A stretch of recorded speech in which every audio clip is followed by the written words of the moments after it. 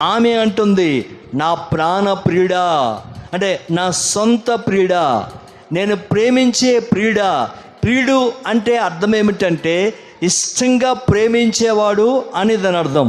కాబట్టి షూలమతి చెప్పాలంటే ఆ దేశంలో, ఆ ప్రాంతంలో సొలొమోను కాకుండా మరి దేనిని కూడా ఆమె ప్రేమించటం లేదు.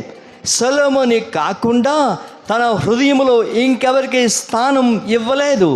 సొలొమోను కాకుండా తన దృష్టిని ఎక్కడ మళ్లించలేదు.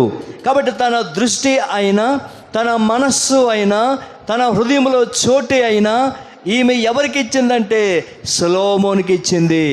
అదే రీతిగా యేసు రక్తము చేత కడగబడిన మనమందరము కూడా మన హృదయములో యేసుకు తప్ప మరెవ్వరికి స్థలము మనము ఇవ్వకూడదు. హల్లెలూయా, హల్లెలూయా.